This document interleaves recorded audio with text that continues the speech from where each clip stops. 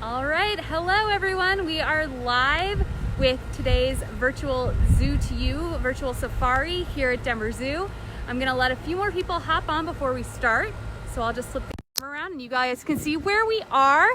We're actually on the roof of Benson's Predator Ridge overlooking our primary lion yard. So our four brothers are down there right now.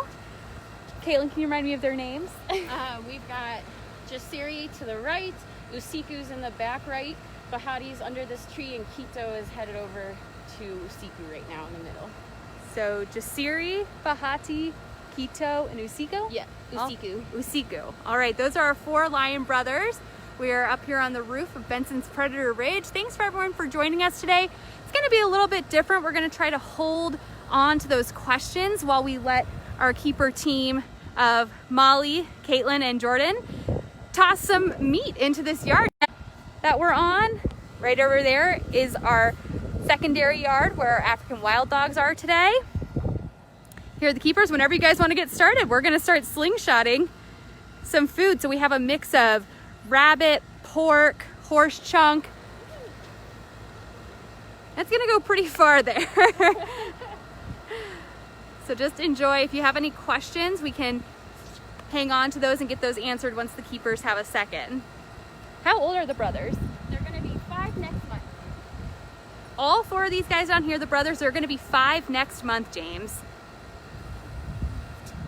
As a reminder, while you're watching, if you want to donate to Denver Zoo, we could really use the public support right now. Thank you to everyone who has donated so far. It has been so critical and important and helpful during this time. So continue donating, continue sharing.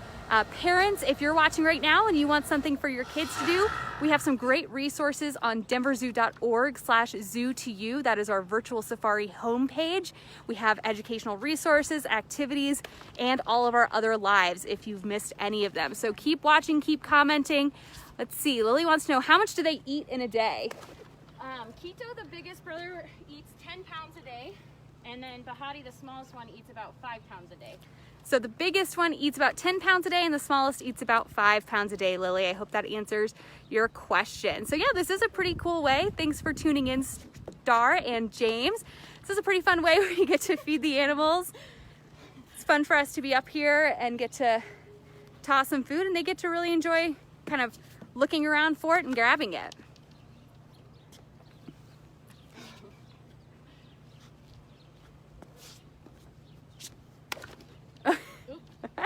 Too far. Do people want to guess how much they weigh? Oh yeah, how much? If you guys want to start guessing in the comments how much each of the brothers weigh, hint, if you have the Denver Zoo app, it might be a little helpful with your guesses.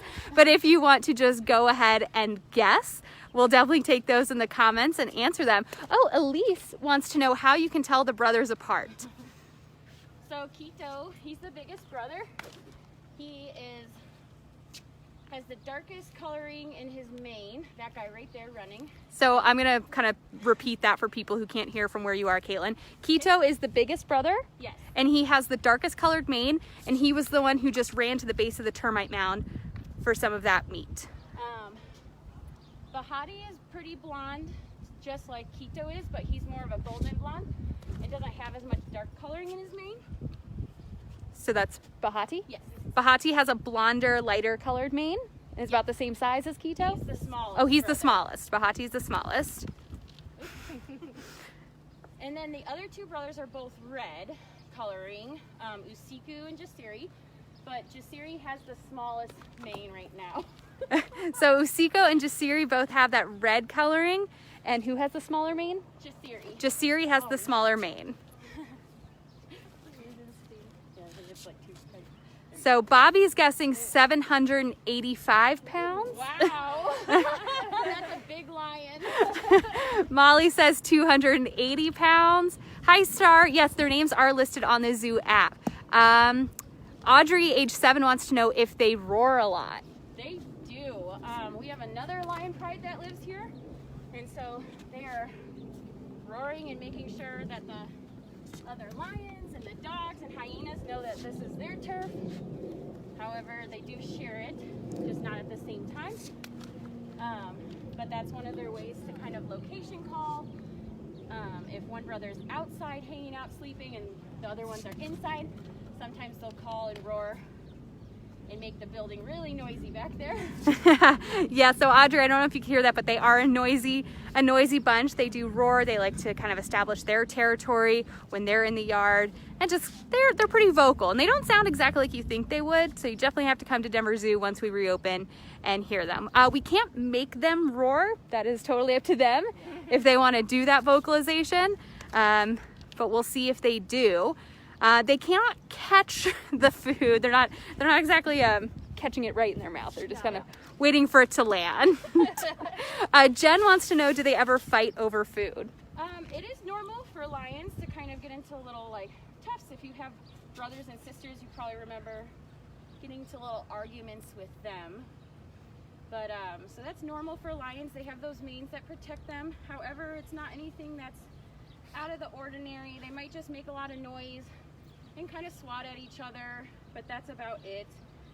Normally they'll give up so that it's not too much tension between them, and then one of them will learn every time that he can win, which is just Jasiri. So Jen, if you couldn't hear that, the answer is yeah, like any siblings, they're gonna kind of tussle and kind of play fight, but nothing too serious, nothing that is a concern for their behavior or anything like that. Hi Becky, these guys are 4 and they'll be 5 next month.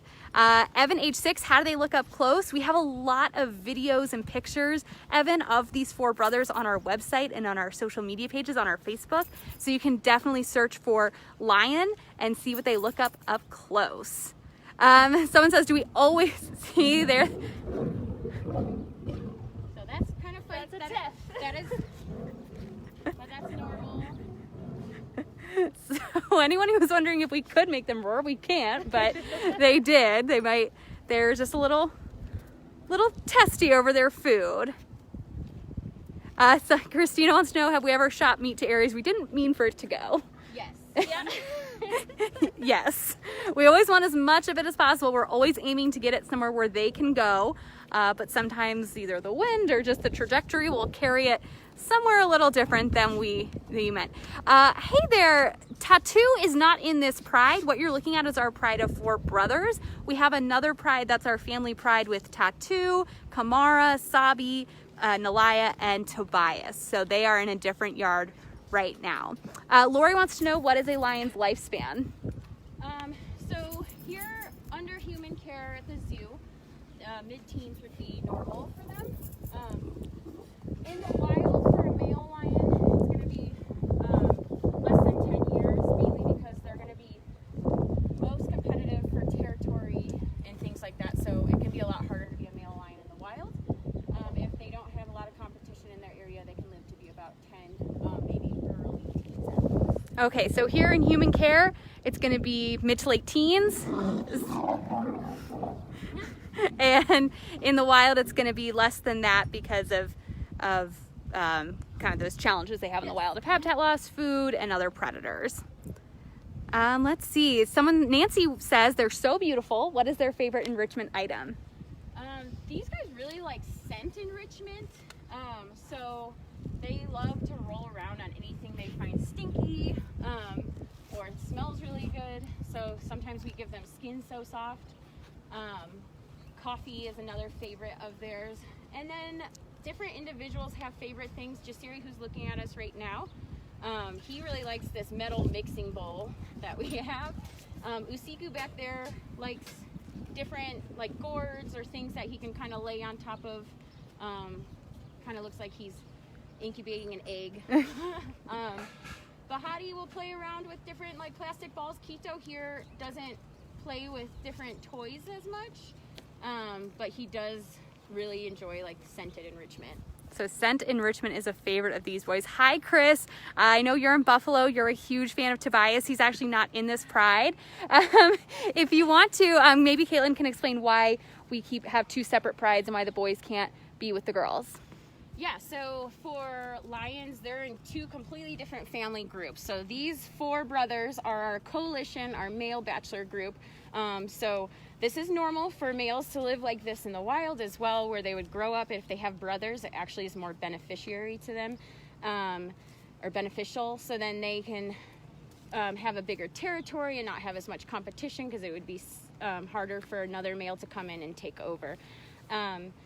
For the other family pride that we have here, those guys live, it's a group of 3 females, Tatu and Tobias, the 2 males in that one. Tatu was born 8 months ago, so they're just a completely separate family. They would be competitors, so they don't want to share the same space at the same time ever, because the lions are so territorial. Absolutely, that's a great answer. So they're just in different family groups. They wouldn't mix. And these guys don't have a breeding recommendation, do they? No, their genetics.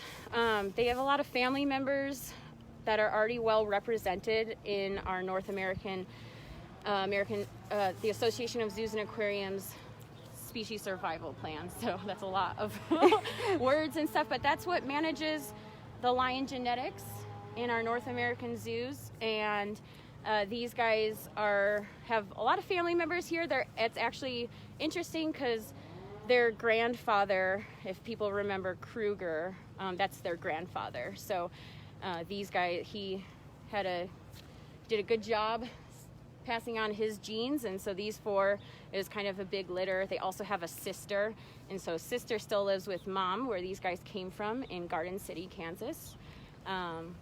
And yeah, so they're well represented. Won't probably get a breeding recommendation. That can always change at any time, but it's probably not likely. So if you had asked earlier where they came from, it was Garden City. Yes, Zoo in Kansas. Lee Richardson Zoo. Lee Richardson Zoo. Tammy has a great question. How do you make sure they all eat the amount of food they need?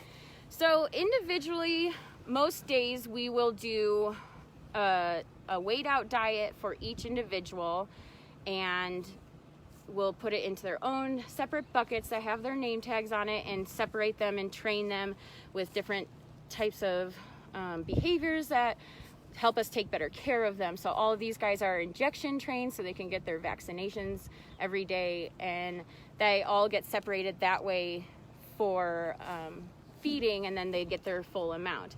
Occasionally though, we still want them to learn proper social behaviors and social feeding. So twice a week at least, we do this carcass day feed. So they're going to get different. This is going to look different every single week. So this week it was chopped up into chunks of meat for them, for us to slingshot, to get them up and moving and exercising. So some might get more than their fair share, and some might get less than their fair share. But we weigh them every month to make sure that they're staying at a healthy weight, and can adjust those other separate feeding days depending on how their weight is. Anthony wants to know what happened to the hyenas. Anthony, we still have hyenas. This is a rotational exhibit, so we have lions in here. We have African wild dogs over on this side today.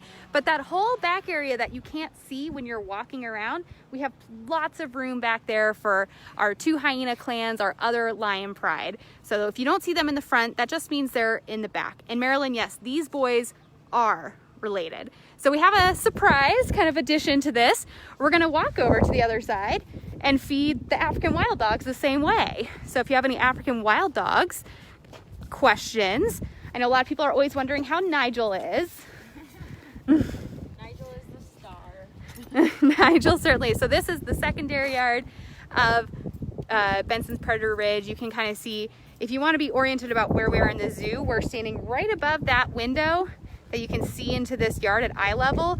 In that direction is Toyota Elephant Passage. There is the McGrath Amphitheater, and that way is the Edge and Tiger. So if you're wondering about that. Marina, we don't give them raw chicken wings. That's not enough protein for them. They need a lot more. So here we go. Here are the African wild dogs, also known as painted dogs, and we have 6 of them. You can probably hear them right now. They're very excited for this feeding. Nigel, it's right there in about the center of the screen. He is our tripod dog. His leg was amputated about 2 years ago. So if you have any questions, Amy wants to know why we kept the brothers together. We just explained that. It's really about the genetics. Their genetics are considered extremely valuable anymore for the lion population, so it was easier just to keep them together. Harper and Wyatt wanted to know, do they like the snow? Do our animals like the snow? Yeah, as long as it's not too cold out. A lot of them will have fun running around in the snow on the nicer, snowy, sunny days. When it's cold, they just want to get underneath the heaters or stay inside. So you'll see them out in the snow sometimes. We have heated rocks and heated abilities, so just depends how cold it is, not always dependent on the snow exactly. Oh, we never told everyone the answer about how much each lion weighs. Molly, do you want to take that? So the smallest lion Bahati is around 330 pounds, and our largest Quito is around 430 pounds. So 330 to 430. And the other two are somewhere in between there generally. And someone's asking, why do cats like to sleep so much? Why our lions sleep a good amount of the day, don't they? They do.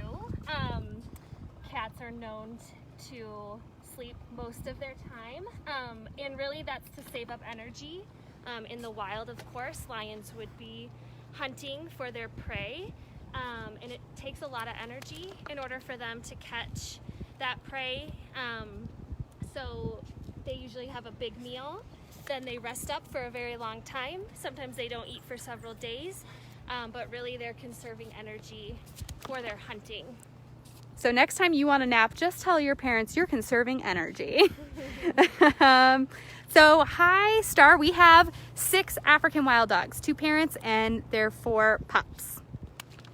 Nigel is doing really well. We've been working really hard with him over the last year on physical therapy to get that remaining hind leg stronger, and he does a great job getting around this habitat and getting along with the pack. Do they ever pick on him? No. So wild dogs actually take care of anybody who might be like injured or sick, or the older ones and younger ones. So it's really fortunate for Nigel that he was born to be a wild dog, because they will take care of him. So if you missed that, they're a very social pack species, and they're going to take care of their own. So he is being taken care of by his pack, which is a really great thing to be. So Riley wants to know, what's the difference between hyenas and wild dogs? So good question. A lot of people get them mixed up when they come visit at the zoo, and it's really easy to see the difference when they're side by side and close together. But as far as identification, when you're here at the zoo, we tell people the easiest thing to look for is their colorings, because African painted dogs will have white on them and hyenas will not. You can also see they have very different body shapes. The hyenas have those long necks, huge heads, that sloping body, and the dogs are much more lean and agile, similar to domestic dogs. But really, they are different. The wild dogs are canid species, and hyenas are their own thing. So they're not cats, they're not felines, they're not canines, they're their very own special individual animals, and they have a very different social structure and very different feeding behavior. So Chris was asking if the lions can see the wild dogs, and yes, they can. We have some raised rocks and points of view. That's really one of the unique parts about Benson's Predator Ridge, is that they can see each other, and that provides visual stimulation and enrichment for them to see each other and get stimulated without actually being able to attack or share a space or be competitive with one another. It really is a unique exhibit for that reason. Let's see. Oh, Lori wants to know, what are their names? So we have Jessie is the dad, and then Chili is the mom. And that's also normal wild dog noises that they make during this. So somebody probably tried to get a piece that somebody else wanted, and so they just get very loud as well, and can be a little chaotic with it. The other thing that happens is sometimes our 2-year-old. Can we see over here? So continue with the names. So that's Dad Jesse, that's over here, and the 2-year-old sometimes will still scream at him to try to get food from him. He's a very lenient, laid-back dad. Really, he should discipline his children more, but he lets them get away with a lot, and so all they have to do sometimes is make those loud screaming noises, and he'll give them his food, or sometimes even regurgitate food for them, which they're old enough now, they should be getting their own food and not relying on dad so much. Does our pack? They do make a noise that sounds a lot like this vocalization that they make, though. So we don't hear it a whole lot from ours here, because they don't have a lot of confrontation and stuff like they would in the wild. Exactly. All right. So again, we are up here on the roof of Benson's Predator Ridge. This is Denver Zoo's Zoo to You virtual safari. We've been doing a feeding with our African wild dogs and our lions. We've been slingshotting meat from the roof into the yards, gives them a chance to seek out the food, social feeding. Yes, it helps them with their bonds. They learn what they can and can't get away with and what's appropriate and what's not. It also can strengthen that, like I said, the social bond because they're eating together and working together. So one of the kind of interesting things of being at the zoo when it's so quiet is that you'll start to hear all of the animals in succession. So it usually starts with the lions or the hyenas, and that gets our Somali wild ass. If you could hear that braying, that just started. So it's a very interesting way. Thank you to everyone who's donated. Keep donating if you're able. We are really relying on those donations right now.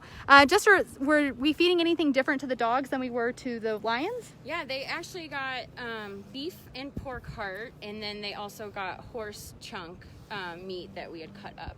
So they had a little bit different variety, which the lion brothers got rabbit and pork. And we do this once or twice a week?